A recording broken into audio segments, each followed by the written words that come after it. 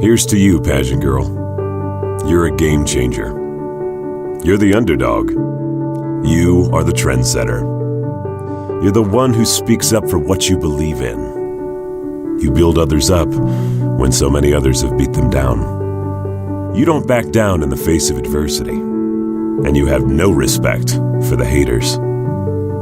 Some people love you. Others hate you. There are those who build you up and those who tear you down. Because the one thing they'll never do is define who you are.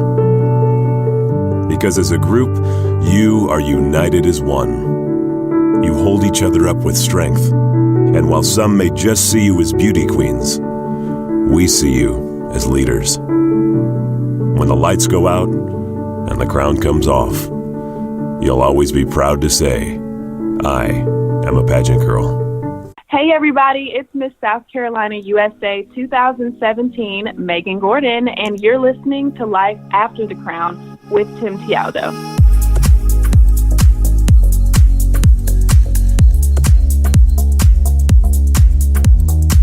Hey everybody, welcome to the Life After the Crown podcast, where each episode I bring you useful interviews with former pageant contestants, title holders, and women of influence who are now succeeding across many different industries in the real world. My name is Tim Tialdo, lifestyle entrepreneur, pageant host, author, and quite honestly, somebody who just wants to help you become a better person overall. Now, if pageant life is over for you, or it soon could be, and you're wondering, well, what do I do now? Or what's next? This podcast is designed to help make the transition to real life and the school of hard knocks a little bit easier for you to handle. So if this is your first time listening, thanks for tuning in. We're glad you're with us today. Let's get started.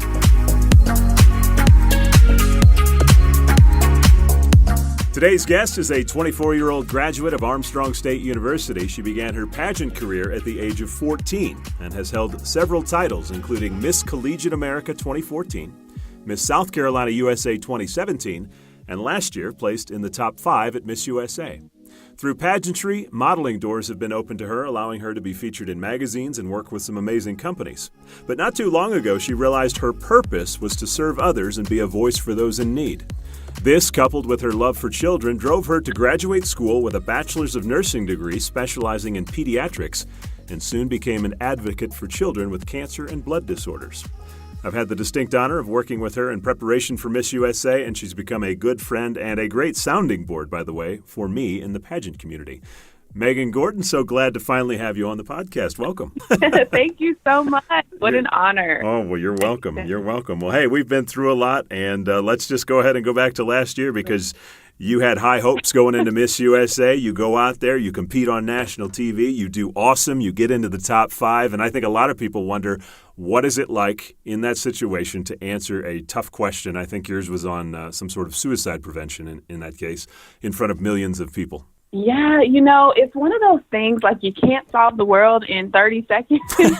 And I think in my mind, I tried to, and I think that's kind of why I stumbled a little bit on my answer. But I thought in my mind, I don't want to offend anyone. I really want this to come out the way I'm thinking about it in my head and in my heart. But no, placing top 5 was a huge honor. And it felt surreal because, when you're young, you have these dreams and these aspirations, and to watch Miss USA growing up and then to be on the stage, it's just a completely, almost a fairy tale come true. So it was awesome. But, you can't answer everything perfectly, right? What was the moment that you were standing on that stage and you realized, I'm here, I'm living the moment that I dreamed about? When we opened the show, we came out to Michael Jackson, some tribute to him. And they said, all right, let's narrow it down to the top 10. And South Carolina's name was called. In that moment, when I was walking the runway, and I remember from rehearsals, Lou telling us, look at the cameras, look out in the audience, look at your judges. And I did all those things. And I got to the little point where you make a pose. And I was like, oh, my God, I'm here. This is happening. This Very is cool. No longer a dream. I have placed. I'm a finalist. And, let's do this. So that was the moment for me. So you compete at Miss USA, live out a dream, get into that top 5. You are seen by millions of people and represent your state. But along with 50 other girls, at the end of the night, you didn't walk away with the crown. So You get on a plane from Vegas and you get ready to head home. What's going through your head at that point? Gosh, okay. So besides the fact that you shed a few tears, if it's something that you really want, besides that, I definitely had to have, honestly, a coming to Jesus moment. Like, okay, God, this is what I had planned. This is what I had in mind. This is what I thought was going to get me ultimately to that next level in life. Clearly, you weren't on that same page. So please show me what you want me to do. Like, what are we going to do? Because for me, I had it all planned out. Like, I'm going to win Miss USA, and then I'm probably going to win Miss Universe, and then this is going to happen, and then this door is going to open, and then I'm going to get to meet this person, and then I'm good, and then I've arrived. You know what I mean? And God was like, yeah, no. Like, that's not, like, I still have great plans for you, but that's not how I plan for you to get there. And on that plane ride home, it's like, I was checking in, and I was looking, because my parents were with me at that time, and I was just looking at my mom, and she could see it on my face. She was like, you did great, but I know you're disappointed. And I was like, well, yeah, you think? I mean, I'm so perplexed. I don't know what's next. And of course, everyone tells you, like, enjoy the rest of your year as Miss South Carolina, enjoy the rest of your reign. And of course you do that. And it was still such an honor to be Miss South Carolina, but it was definitely, kind of a wake-up call. Like, girl, you got to figure out something, because what you had planned was not exactly what God had in mind. So honestly, though, it worked in my favor, because it pushed me closer to God. So, well, let me ask you, you said you had a plan, and obviously that wasn't God's plan, but what was your plan? Because I think a lot of people, just like you, they have a vision in their head of what this thing is going to be if I win. I won't say I had a plan as far as exactly what would happen, but in my heart, I felt like I'm going to be Miss USA. Of course, once you become Miss USA, the next goal is to be Miss Universe. And a lot of Miss Universes go on to be like great models or actresses. It's just kind of like, or influencers, I guess you could say. And that's just kind of what it was for me. I was like, okay, great. This is awesome. This is the door that's going to open. And I think God still gave me the platform to influence people, but on a different, in a different way. And his plan was just a lot different than what I had written down. But I'm grateful to have done well, but I'm thankful that I got to draw closer to him in that moment and, like, see what he's really called me to do. Well, I'd love to hear kind of, what that last year has been like. I've talked to girls that have won over the past 15 years or haven't won, and it seems like that year after you are done, Miss USA's over, that's just not in the cards for you now. Psychologically, talk about the last year and kind of what's been going on for you. Oh my gosh, this feels like I call it my detox year. I like like, that's so dramatic, right? Like, for people who aren't in the pageant world, they probably think that we're lunatics, but no, it really is, because you're in a position where all eyes are on you. Everything you say or do is in some way judged. I mean, let's just be honest. Like, everyone's like, I'm not judgmental, but you are. If you're, if you do pageants and stuff, you think about your appearance, you think about what you're saying, you think about what you're wearing. And to do that, and for me, it wasn't just a year. Some girls come straight into it, and just compete in that. But I've been doing this for a decade. You know what I mean? Like, this has been a kind of a little side career going on for me. So to not have that anymore, and for that to not be my focus, it has truly been a detox. And I'll encourage any contestant to have that moment with yourself, not to be so focused on social media or so focused on, like, every hair being pinned in the right place and, all that stuff. Like, you need to have some time with yourself and reassess. This is, you're kind of forced into it, but you're forced to reassess your life and reevaluate what's important to you. It can't be Miss USA anymore, because that's not an option. So what is important to you now? What does your life look like now that you're not going to be Miss Universe, Well, I have a feeling you could give some really good wisdom if that's the case. So now that you've gone through it, you're a year removed, what's the one thing that you wish that you would have either known or done before pageant life ended for you? I think I already knew this, but until you're forced into the situation, you can't really face it. I wish I would have known that life is, like, bigger than this bubble that we're kind of conditioned to live in. You know what I mean? Does that make sense? Mm-hmm. It's like, especially for pageant girls, especially for models, especially, and the entertainment industry, especially for entertainment industry, but it's like this bubble that you're kind of living in. And I wish I kind of had that wisdom earlier on to know that life is so much bigger than this bubble. Mm-hmm. It's cool if you get to do photo shoots. It's cool. It's amazing if you win Miss Universe. Heck yeah, like right on. But at the same time, like life and the world and, you know, just things that are going on is so much bigger. And I wish I had someone, or I wish I would have known myself to just think bigger, you know, than just like, I want a pretty, you know, a beautiful moment as Miss USA. I want to think more impact now and more purpose now. And I wish I kind of would have started out with that, you know, a little heavier going into it. But yeah, you live and you learn. Yeah. Well, you know, I've had the unique perspective. I've watched 24 of you title holders that I've had the opportunity to crown go through this. And, you know, it really, I think it really hit me last year when I watched you started going through it. And it's honestly your situation in particular, you individually, are one of the biggest reasons that I decided to start doing this podcast and everything that I'm doing with this whole Life After the Crown project, because I hated to see it for you, because all of you girls are so intelligent and beautiful and talented and have all these opportunities in front of you. And yet the analogy that I always use is it's like you're looking at the mountaintop, but you're forgetting that there's another side to the mountain and you don't know what's past that mountaintop. Is that kind of what it felt like? Right. No, exactly. It's like, yes. Oh my gosh. I'm glad you felt so sorry for me that you started this, because it was hard. And you know that. And we had so many conversations, Tim. So thank you for being there for me. Well, hey, and anybody that's listening, honest to God, Megan was one of the first people who told me I should do something like this. So I do have to give you the credit. It's not that I felt sorry for you, but I feel sorry for you. No, I'm just so excited about this whole podcast. But yeah, man, like and you told me that. You literally told me that. I want to say like maybe 2 weeks after Miss USA, you were like, there's so much more, like, you know, there's so much more even beyond what you can see right now. And it's so much easier said than done. You know, everyone's like, you know, get over it, you know, prepare for the next goal, or, you know, you did great, focus on something greater. But it's hard when for 10 years you were like, I'm going to be Miss Universe. And, you know, God's like, no. So I had to battle with that. And for me, like people may think that's so dramatic. Like, why would you talk to God about a pageant? Well, that was a huge part of my life. So I talked to God about everything. And I battled with God with that for a long time. Like, this is what I want, and this ain't what you're really allowing to happen. Like, what's next for me? And so you telling me that analogy actually helped me so much. So thank you in talking to me. But yeah, a lot of girls don't see the other side of that mountain. And it's hard, but it's a journey. Don't think you're just going to wake up tomorrow morning and feel like back to yourself, if this was something you really wanted, because it's a part of you that was forced to die. You know what I mean? Yeah. So, well, you know, and what you said, you know, the people might think you're crazy for, you know, praying to God about pageants. I mean, here's my thought on that.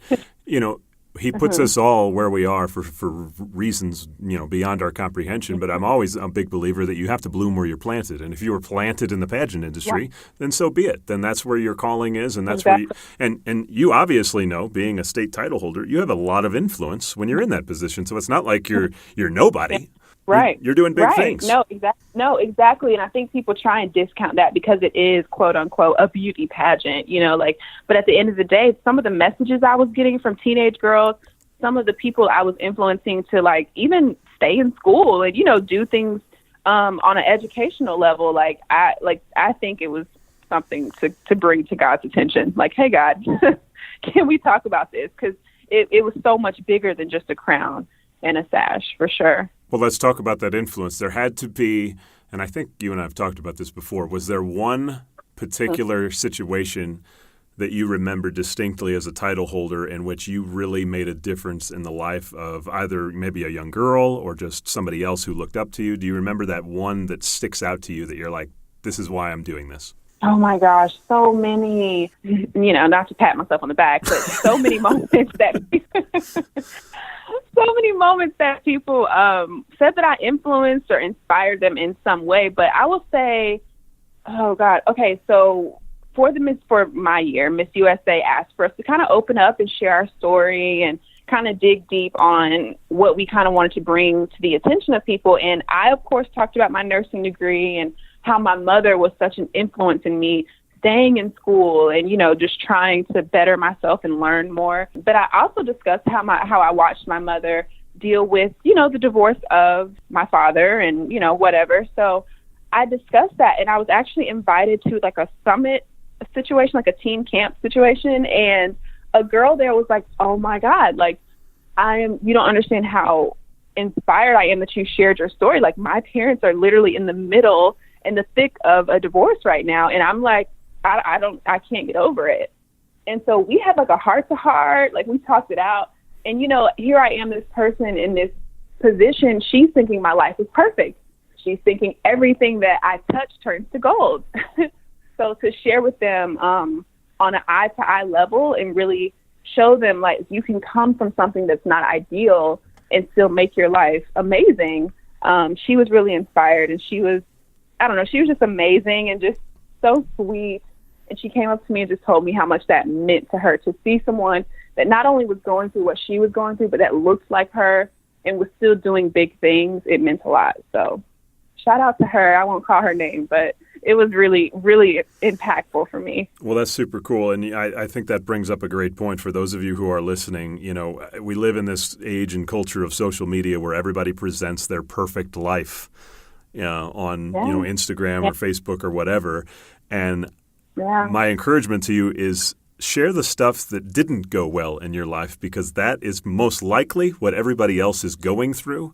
And if they can relate to you in that regard, that makes you real, that makes you inspiring, and that makes you somebody that they can look up to. So good for you, Megan, for doing that. Thank you. Absolutely. Don't be afraid to share your story. I think God gave us all a story for a reason. And I don't think it was meant to just kind of hide in your back pocket and tuck away, which is what I did for so long. Like, I was embarrassed. I was like, this is not normal. This isn't the way God designed families to be as complex and dynamic as mine was. But I found the beauty in it, and I just, I chopped it up too. I can use this story to inspire someone else, and that's what happened. So don't be afraid to use the imperfections in your life for helping others. Sure. Well, let's switch gears a little bit. I mentioned in your bio that, because of pageants, you've been able to do some modeling. You got some covers. You had mentioned that, if you win Miss Universe, you can go on to have a great modeling career. People like Olivia Colpo have done.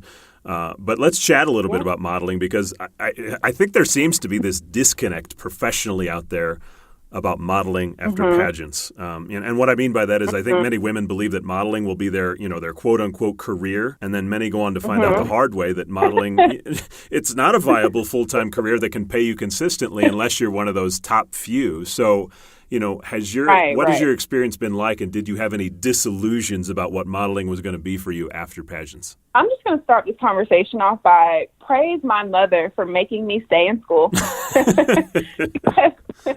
When I was on the verge, honestly, when I learned more about the Miss USA system, I did my research, thoroughly did my research on past contenders who did well and contenders who didn't even place. I was just looking up every person, and I would say 75% of them kind of dropped out of school to pursue this Miss USA thing full time, right? Mm-hmm. A lot of them weren't doing school and Miss South Carolina, or, getting ready to graduate and being Miss California. A lot of them made a choice, and school, unfortunately, took the back burner. But my mom was like, listen, if this is something you want to go after, I'm going to support you 100%, but I'm going to need you to finish this degree. I don't know what you need to do, but figure it out. You need to study and then go practice makeup. You can't choose right now. You need to just do both. And in hindsight, I thank her so much for that, because the reason I say all that is because I do have a passion for modeling and acting. It's been great. And there are some of those jobs that you hit the jackpot and you're like, wow, I only was here for 2 hours and made great. But then there are times when you're looking at your bills and you're looking at the jobs that you're bringing in and you're calling your agent like, hey, something's not adding up. I need more jobs, I need more work, or whatever. And it just, for me, I don't want to call it a hobby, because some people really do that full time and they're blessed in that field. But for me, it was not, you used the perfect word, viable for bills and for real life and for every day. But it is something that I've been blessed to do on the side. So I want to keep it up for as long as I can. But yeah, girls have a misconception oh, I was a state title holder, so now I'm going to go get signed And now I'm just going to be making, 10 grand a day on this fabulous photo shoot, working on the runways. And it's just like, when I hear girls talk about that or even send me messages, I'm like, I don't even have enough words to tell you how far that is from reality, and again, it goes back to what you were saying about social media. Like the models, I say social media models, Instagram models, they present it to be this life. Like, I just wake up and take pictures all day and I make a lot of money and I drive a Range Rover and my life is great, but it is for the real, I'm talking about for the real models, like the real people who are going to go-sees and going to castings, and especially in a bigger city, it is a grind and it is a hustle. Like, just like you hustle to get that state title, you're going to have to hustle to make a name for yourself in the industry. I don't know. I was doing all that hustling and I was doing all that bustling, and I don't know, something just tugged at my heart to, like, God was like, I really want you to use your nursing degree to help people and, kind of put the modeling as a hobby right now. And then we'll focus on it when we need to later. But I had to kind of let it rest for a little bit because it just wasn't really making sense for my life. Sure. I can only talk about me. And look, for those listening, I'm not saying this to deter anybody from chasing their dreams. I mean, if you really think you can go out there and get it, and you do, more power to you. So proud of you. But I have seen way too many people hit that shock and awe point of, I thought this was going to be my career and I'm not making any money. What do I do now? And I just, it's like we're putting up the red flag ahead of time to say, hey, it's coming. Yeah. So just be ready for it. Seriously. And like you said, there are those beautiful women who it was their destiny. It was just meant for them. They moved to New York or they moved to LA. They signed, and yes, they're working every day and they are doing it with big companies and they are able to pay their rent and their car note with no problem. That was not me. So I had to make a decision. It's working out and I'm still being able to do it on the side, but definitely consider every factor before you just say, I'm moving to Miami and I'm going to be a bathing suit model, and just put everything on the back burner. Because if you're just chasing after fame, you're just chasing after a lot of likes on social media. Even if you do make a good amount of money, it's empty. That industry is very empty. I'm just putting it out there. So you're going to find yourself, kind of chasing after something, and kind of like that hamster on the little wheel. You're just chasing. So make sure you have a purpose. Make sure you kind of have a plan. Go ahead and do your research on the agencies and how you want to climb the ladder. And have a well thought out plan. Don't just move to a big city because you're pretty. There's a lot of pretty people in big cities. Well, hey, that's some great advice. And Megan, I think one of the things I've always admired about you that a lot of the girls, don't necessarily have when they're done is that you know your purpose. You and I have talked and interviewed on stage in front of crowds quite a few times, and you've always had a consistent message of advice to other people. If I recall it correctly, it's basically to have faith, to work hard, to always remain true to yourself, and everything else will fall into place. So where does that come from for you? Oh my gosh. So many things. So like I was sharing with you, after Miss USA, I had to have like a moment of like truth. And with that, I couldn't come to that conclusion myself about, okay, God, what do I do next? I couldn't answer that for myself. Like, I had to dig deeper and go to God, the one who created me. Like, okay, creator, like, what did you put me here for? I know I just wasn't born on a whim because my parents wanted to have a baby. You know what I mean? Like, I was created with a purpose, and there are specific gifts and talents that you've given me. And I want to know how to use them outside of just the entertainment industry. Like, how can I help people with my gifts and talents, in the way that you called me to do so? So I really prayed about it. So doing that, and let's just go ahead and be honest, the entertainment industry is not huge on spirituality. At least my experience, people that I've met, no one talks about Jesus. No one talks about God. I know, right? Look, let's talk about that. I mean, this is something that, as anybody who has listened to this podcast so far can obviously tell, that you're very open and honest publicly about your faith, about God. You and I are both believers. Now, as you mentioned, in Hollywood, in the acting industry, in the entertainment industry, and really in today's world, we've got this hot button political culture where everybody, gets offended by everything, and faith in particular has become more challenging than ever to be vocal about, as there just is opposition to it out there. So how do you, as a public figure and somebody who has been in front of big audiences before, go about the courage to share your faith publicly? Honestly, it's one of those things like the Bible talks about. You can't be lukewarm. Either you're hot or cold. And if it's truly who you are as a person, at the core of who you are, if you know God created you, you believe and love him and he loves you, and it's a great, relationship. It may not be perfect, but God doesn't look for perfection. If you know that at the core of yourself, it doesn't matter if you're watching TV or you're on TV. You know what I mean? Like, you need to be consistent in that and pick a side. And I felt so convicted throughout my entire process of pageantry and modeling that I knew God was like, you need to stay true to yourself, which is a part of my saying, stay true to yourself. And if you want to represent me, like, do so. But don't play this little lukewarm game that people on social media or people in the limelight play. Like, God was like, I felt very heavily convicted, like, don't play with me like that. So, and I was just like, I took it very serious. Like, I'm not going to just come up to someone and throw the Bible at them because I'm still learning and growing myself. I'm nowhere near where I want to be in my walk with God, but I have made so much progress. And I just want to share that with other people and encourage them to do the same. And so I don't care if I'm on TV or, like I said, whether I'm on the couch with my friends just watching TV, like, in some way I want God to be represented. And, I want it to be done in a tasteful way and not just people kind of skirting around it. Like, that, to me, that's lukewarm. You know what I mean? Like, to me, Jesus wasn't lukewarm. He died on the cross. Like, it was done. The purpose was fulfilled.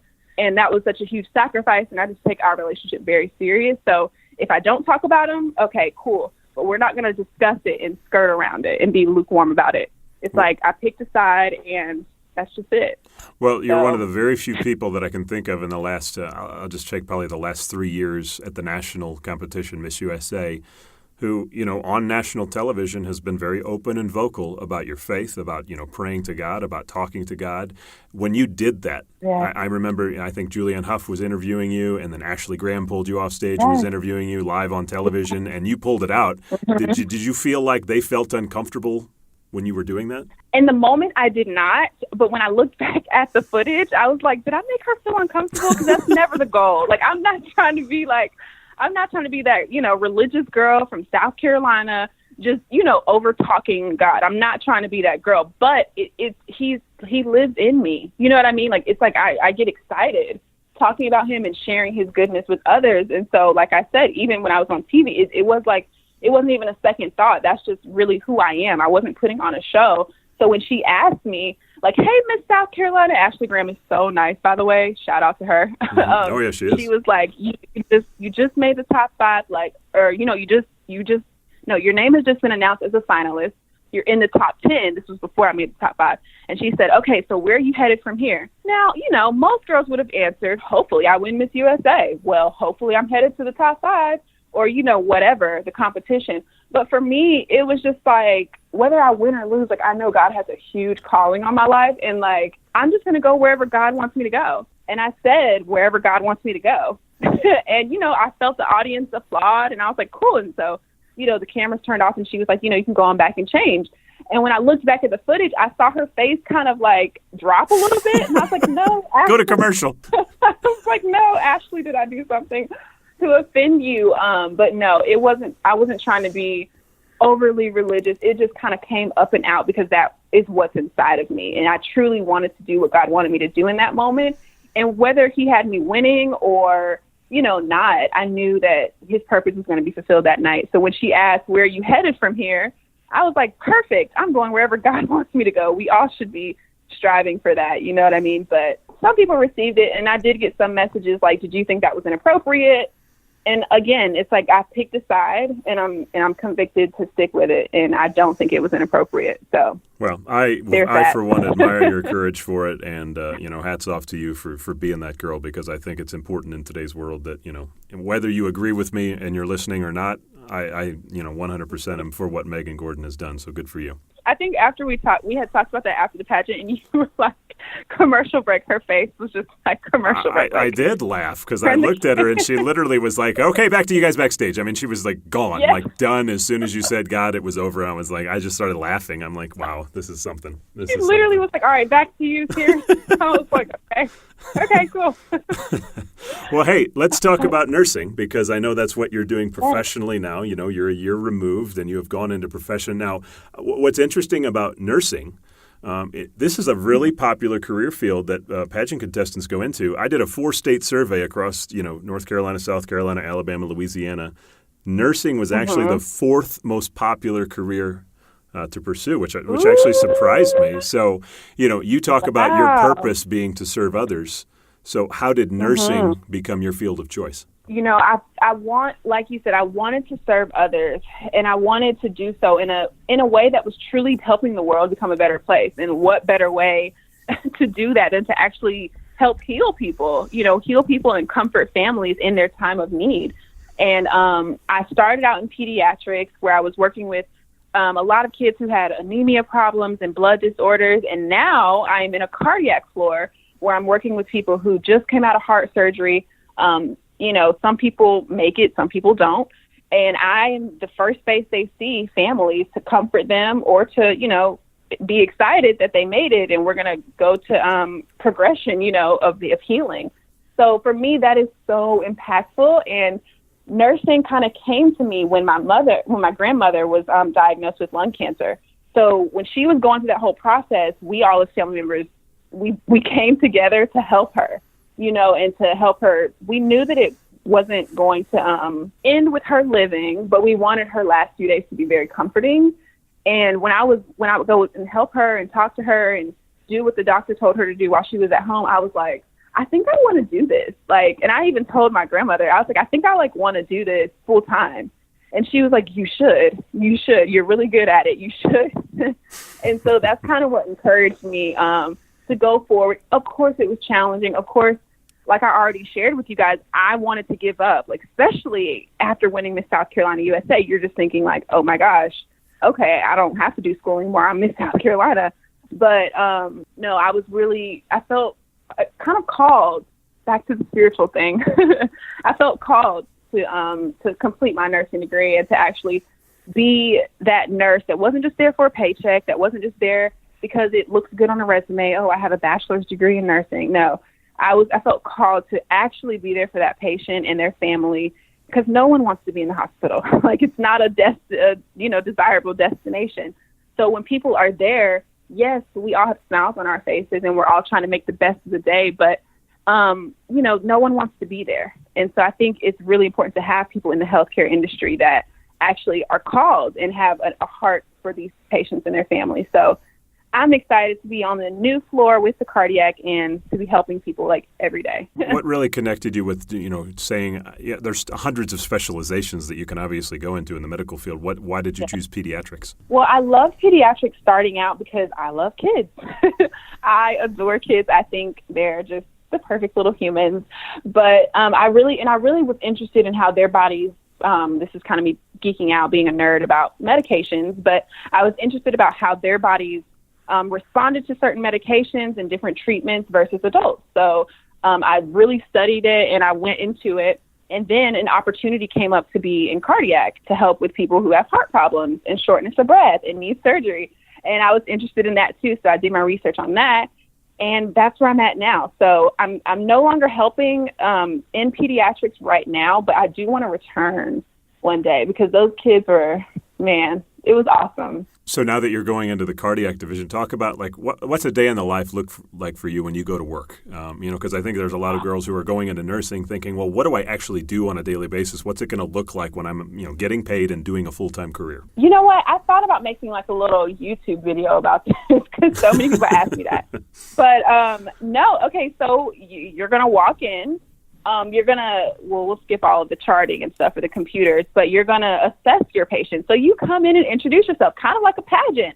So you're going to come in, except you're not going to say your state title, your name, and you're going to assess your patient. So your stethoscope is not just an accessory. You actually need to use it, know how to use it, listen to their heart sounds, obviously on the cardiac floor, assess their legs, assess their whole body really and see if they're alert and oriented. Some patients come in and they don't even know where they are. And you're like, okay, let me tell you where you are. Some patients after surgery can't remember their names. Let me reorient you. Let me tell you your name. I mean, literally, you're helping these people from ground zero, like literally build themselves back up. And from there, you are making your rounds with medications. Oh, medications. Don't we love those? Oh, yes. And so we're doing that. And just throughout the entire shift, you're just assessing your patient. And for me, I'm trying to keep them alive. Like, please, you're going to make it through this day, and you're going to be okay. And honestly, the patient asked me to pray for them, actually, this week. And at first I was caught off guard because it's just so unprofessional, you know, like it's not just the entertainment industry that no one really talks about God. Like it's nursing too. I'm realizing like they want you to be professional and like you're at a hospital, you're a professional. We're not going to talk about spirituality. Well, newsflash, like God lives in all of us. And for me, if someone is asking me, like I said, I'm not going to just walk up to someone and throw the Bible at them. But if they bring it up to me, I feel like that is appropriate. And I think, they have requested it. So at my patient's request, we definitely had like a prayer time and like, they just pray for healing for their bodies. I mean, after a major surgery, like, yeah, I would hope someone was praying for me too. So we prayed and, sometimes it gets real. Sometimes it's outside of like the professional, like I have a degree, let me be perfect and professional. Like sometimes these patients are like, thank you for your, professionalism, but I need someone to pray for me right now. Like I just had open heart surgery. I need prayer. Like I can't breathe. I need someone to pray for me. So yeah, it gets real. But again, when you're called to something and when God is with you in a situation, like you will be good. For all of my future nurses out there thinking about going into it. Well, and speaking of getting real, as much as nursing is all about helping people and doing everything you can, I imagine you probably deal with death quite often, yes? What's that like? Oh gosh, Tim, it's surreal. It's like you're talking to this person, like full on conversations and everything. And it makes me think of that scripture, life to God is like a vapor. 1 minute you're here, the next minute you're gone. Mm-hmm. So literally you're talking to this patient, conversation, everything's going good, but bodies are so funny and bodies respond to surgeries and medications so differently and quickly. It's kind of scary. And the next minute you're going in the room and you see them declining, you see the health deteriorating, like, okay, this person something's not right. And as a nurse, you'll have that intuition. You'll have that moment where you're like, something just isn't right. I don't know what it is. I don't know what you would call it, but something isn't right. You go and call your other, colleagues, like, hey, can you guys come and assess her too? Something just doesn't feel right. And in the next moment, they're on a full-on code. You know what I mean? And then, unfortunately, sometimes you lose them. Sometimes they go to the ICU and they come back. But I have had a situation, several, where I'm in a situation where we can't get them back. I'm like getting lost for words, but because it's just so surreal. Like life is really a vapor. It really is. Like it's like you're here 1 minute and you're gone the next. And every time it happens, I think for me, a lot of nurses do get kind of immune, like, oh, this happens every day. But for me, I can't get immune to it because that's someone's life. Like I look at it like that's someone's mother, that's someone's aunt, that's someone's wife. And I don't know, I get emotional even talking about it. Well, I'm sure it makes you appreciate life a little bit more. Absolutely. And to all the girls listening, like your life is so precious and I know it's so cliche, but your life is so short. And I don't want you or anyone else to get caught up on, oh my gosh, my hair and makeup is not perfect, or I didn't win my state title. So, I don't have a purpose, because you do. And because life is so short, I don't want you or myself to waste any time on finding that purpose and fulfilling it. When I see these patients who when they wake up in the morning, they don't expect to go to have heart complications. No one wakes up and says, I really want to go to the hospital today. Let me see what I can do to get in there. Most people, no one does that. So when they're there, they already don't want to be there. And then no one wakes up and says, I'm going to die today. I'm going to die today. This is it. Some people know, but for the most part, people don't know when they're going to die. And so to lose these patients and their kids and their family members come in and are really distraught and just very upset about it. It shows me and reminds me just to appreciate life so much, and every time I reassess, like, okay, before my time is here to go on, what do I need to do while I'm here, while I have the health and the energy and the resources to do it? What can I do now? And it's so funny. I was talking to one of my patients. She was 80. She did end up passing, but she was telling me, she asked me my age, and I told her, I'm mid-20s or whatever. We were just talking. She's like, man, what I would have done to be back. She's like, not even my 20s, but like mid-age. If I could go back to my 40s or even my 50s, just what I would have done. And gosh, I could cry thinking about that conversation. But she was just telling me all the things she would have done, everywhere she would have gone, the things she would have said to people when she had the opportunity. And she said, now that I'm like 90, 85, 90, I can't, I don't have those moments anymore. So she pretty much encouraged me to live it up and like do what God has called you to do. She was also a believer. So that was a great conversation. But yeah, this career definitely brings things into perspective and has taught me so much outside of the college books and the nursing techniques they teach you. You learn so much about life and you appreciate it so much. Well, and everything you just said, I mean, we can bring that full circle back to what we were originally talking about, is there is this humongous life after you're done with the crown. Absolutely. And that's what I'm saying. Like, I don't want girls to get caught up in just this one moment. If there's anything my patients have taught me, like I said, was to appreciate life. So this moment, yes, it hurts. It sucks. Like, oh man, I didn't win Miss USA. My dream was to be Miss Universe. Well, I don't have anything to look forward to now. But this moment will pass, and God has something so incredible for you. The fact that you're still living, you're still full of energy and gifts that He's given you.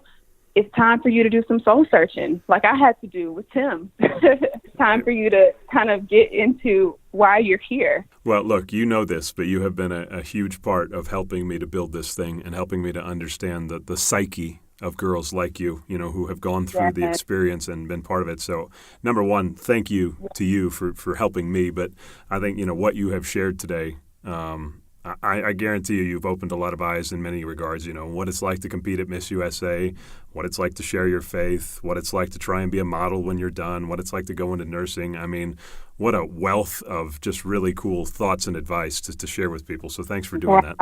Thank you so much. Wow, this has been therapeutic talking about all this. I'm sorry to get you all emotional here for the podcast. I apologize.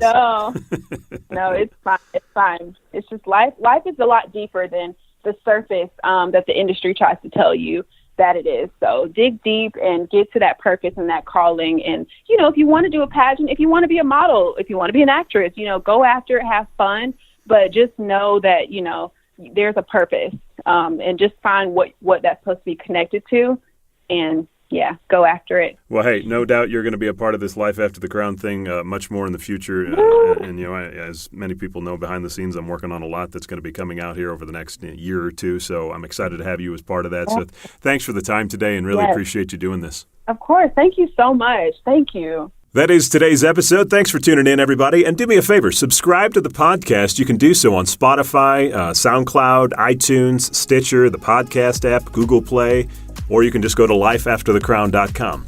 And by the way, if you're still involved in the pageant world and you're wondering, well, what is Life After the Crown going to look like for me, and how do I prepare for it? Well, I highly encourage you to download my free Life After the Crown starter guide. It's a quick read. It's going to give you a great blueprint on how to start planning now and not when it's all over. So to get it, just go to timtialdo.com/starter guide, and you can get it there for free. And for weekly podcast updates, don't forget to follow me on Instagram @TimTialdo. Until next time, remember the words of 1 Timothy 1:8. It's true that moral guidance and counsel need to be given, but the way you say it and to whom you say it are as important as what you say. Until next time, dream big, set your goals, and start taking action toward them today. Have a great week, everybody.